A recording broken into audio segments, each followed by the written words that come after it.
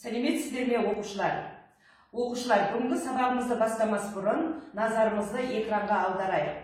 Экранда сызба берілген, осы сызбаға қарап, бүгінгі сабақты тақырыбын болжайық. Бүгінгі сабақтың тақырыбы кім немесе не туралы болмақ? Дұрыс айтасыздар, балалар. Бүгінгі біздің сабағымыз Әбу-Насыр әл-Фараби жайлы. Сабақтың тақырыбы әл-Фарабидің табылымы мәңгілік азық.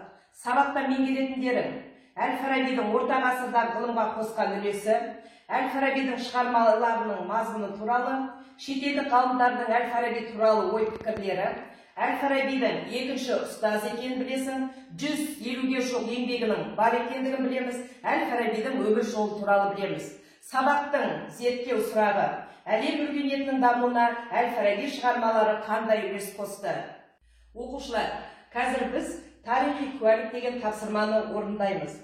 Қазір мен сіздерге әл-Фараби туралы мәлімет беремін. Сол мәліметті тыңдай отырып, тарихи куәлікті толтырып отырасыздар.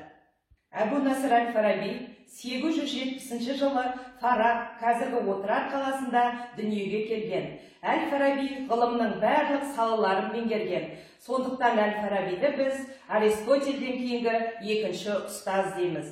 Әл-Фараби Отырар қаласында білім алып, осы білімін жалғастыру үшін Шаш, Самарқан, Бұқар қалаларынан Бағдат, Мысыр елдеріне сапар шегіп білім іздеген.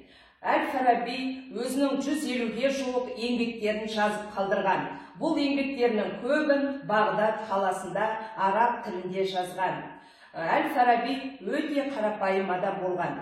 Әл-Фараби үрмелі, шертпелі аспаптарда ойнап, ноталардың үйлестірілуін жазып кеткен.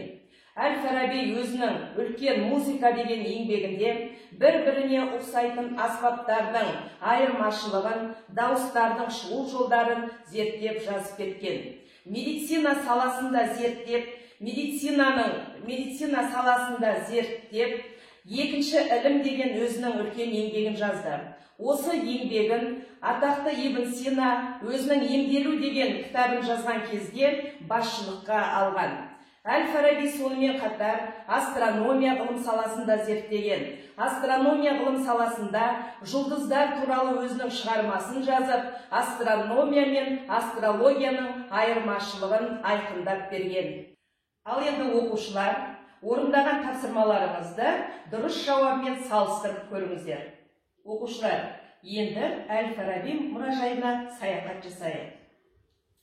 Құрметті көрермендер, мұражай шығыстың ұлы ойшылы, орта ғасыр классикалық ислам философиясының ең ірі өкілі Әбу-Насыр әл-Фарабиге арналған. Бұл бөлімде Әбу-Насыр әл-Фарабидің қолжазбалары, бұл қолжазба бізге шетелден келген қолжазба, осы музейге бізге сыйлық ретінде ұсынған. Сонымен қатар мұнда кітаптар, сол Америкада, Европалық көп елдерде ағылшын және басқа тілдерде шыққан кітаптар. Бұлар осы әл-Фараби жөнінде жазылған, ағылшын тілде және басқа шетел тілдерде. Өте қымбат тастан қашалып жазылған кітаптың несі, білесіздер, кітап біздегі ең құнды дүние, соны білдіретін біздің музейдегі ең бір құнды артефакттардың бірі. Сонымен қатар бұл кітаптың ішінде мына Құран, бұл Құранның көшірмесі. Оған бізге шығыстанушы ғалым, фарабитанушы Әбсаттар Дербісәлінің осы біздің мұражайға берген сый ретінде. Әл-Фарабидің 10 томдық кітаптары, ол тікелей елбасының қолдауымен жасалған мәселелер. Біздің бұл музейдің ең негізгі мақсаты осы жастарға тәрбие беруде, олардың білім көтеруде, әл-Фарабидің мұраларымен тікелей таныстыру. Міне біздің қазақстандық жастардың, жалпы біздердің осындай кейбір қиын сәттерде Фараби сынды ірі ұлы тұлғалардың еңбектеріне сүйенсек, солардың шығармаларын бойымызға сіңірсек, біз осындай бір тығырықтан, болмаса бір дағдарысты жағдай, кездейсоқ жағдайдан шығуға бірден бір көмек болатынына біз жақсы сенеміз. Біз қашанда өткенімізді ұмытпауымыз керек. Мысалы, елбасымыздың соңғы кезде рухани жаңғыру, мәңгілік ел, мұнда айтуы жайдан жай емес. Біз Қазақстан рухани жаңғыру, біздің ұлттық кодымыз. ол осы сонау Әл-Фарабидің еңбектерінен басталады десек, біз қателеспейміз. Ұлттық код, осы рухани жаңғырудың негізі қайерде? Ол біздің өткенімізде. Тек қана Әл-Фараби емес, осы Әл-Фарабиден кейінгі болған айтайық, Әл-Фараби, Баласағұн, Яссауи, болмаса Алаштың ұлы зиялылары. Міне солардың қалдырып кеткен шығармаларын жастардың бойына сіңіру, оқып үйрену, болашақта қазақ халқының, қазақ елінің, қазақ мемлекетінің дүниедегі ең алтын қатар мемлекеттердің қосылуына бірден бір. Өйткені бізде материалдық байлық бар, рухани байлық. Әрине, материалдық байлық та керек, бірақ дегенмен де біз 21 ғасырда интеллектуалды, рухани жағынан өте бір жоғары деңгейден зиялы, жан-жақты білімді жастарды біз өмірге алып келуіміз керек. Оқушылар, мұражайға саяхат жасап болса, енді мұражай естеліктер күнделігін толтырайық. Бірінші күнделікке мұражайдан алған әсерлеріңді жазасыңдар, екіншісіне мұражайдан алған мағлұматтарыңды жазасыңдар, үшіншісіне Әл-Фарабиді не себепті оқып білуіміз керек, соны жазамыз. Оқушылар, Әл-Фараби әлем танитын ұстаз. Сондықтан шетелдік ғалымдар Әл-Фараби туралы қандай пікірлер айтады екен, соны тыңдап көрейік. Әбу Насыр Әл-Фараби жаңашыл идеялармен келген ғұлама. Оның көптеген пәлсапалық ойлары әлемдегі ғалымдардың көзқарастарын мүлдем басқа арнаға ауыстыра алды. Ол тек пәлсапада ғана емес, сонымен қатар медицина, астрономия, тіпті музыка саласында да үлкен із қалдырған. Олардың қай-қайсысы да адамзаттың игілігіне жараған және жарай беретін өміршең идеялардан тұрады. Нағыз пәлсапаның негізін салған Әбу Насыр Әл-Фараби. Карен Армстронг, ағылшын дінтанушысы. Әл-Фараби қазақ топырағында туып, Азияны басып өтіп, араб жерлеріне дейін барып, 20 жылдай Бағдатта өмір сүрген.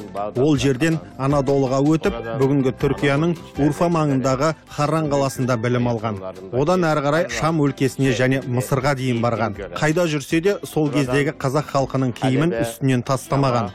Әлемнің екінші ұстазы аталатын ғұлама Әбу Насыр Әл-Фараби өмірінің соңғы кезеңін әлемнің ең көне астаналарының бірі Дамаск қаласында өткізген және осы жерде мәңгілік дамыл тапқан. Бұл тегін таңдау болмауы мүмкін, оны зерттеу қажет. Сонымен қатар Әл-Фарабидің бүгінгі Сирия мемлекетінің, соның ішінде Дамаск қаласының дамуына қосқан үлесі де зор болса керек. Өйткені ол бақытты қоғам идеясы сипатталған еңбегін Дамаскте аяқтаған. Осының барлығы толыққанды зерттеуді талап етіп тұр. Әбу Насыр Әл-Фараби көне грек тілін өте жетік білген ғалым. Соның арқасында ол грек философтарының жоғалып кетуге шақ тұрған еңбектерін қайта зерделеп, адамзат баласына ұсынды. Әсіресе Аристотельдің пәлсапалық пікірлеріне терең үңіліп, қайта жандандырды. Жаңаша әрі өміршең нұсқада мұра етіп қалдырды. Әбу Насыр Әл-Фарабидің әлем халықтарына әлі де танылмаған қырлары көп. Сондықтан ғалымның әр елдегі еңбектерін жинап, біріктіру қазіргі заман талабы деп ойлаймын. Bunlar 12 ғасырдан бастап Әл-Фарабидің 29 еңбегі латын және ибрани тілдеріне аударылады. Схоластиканың шырмауына түсіп қалған қалың ұйқыда жатқан Еуропа осы еңбектерді оқып, ұйқысынан ояна бастайды. Ұйқыдан оянғаннан кейін Еуропада қайта өрлеу дәуірі басталады. Еуропаны Еуропа жасаған ғылымдардың негіздері осы Әл-Фараби еңбектерінен басталады. Оқушылар, бүгінгі біздің сабағымызда Әл-Фарабидің орта ғасырдағы ғылымға қосқан үлесі туралы білдік, Әл-Фараби шығармаларының мазмұнымен таныстық, Әл-Фараби туралы шетелдік ғалымдардың айтқан ой пікірлерін тамашаладық, Әл-Фарабидің әлемдік екінші ұстаз екендігін білдік, Әл-Фарабидің 150-ден аса шығармаларының бар екендігімен таныстық, Әл-Фарабидің өмір жолын танып білдік.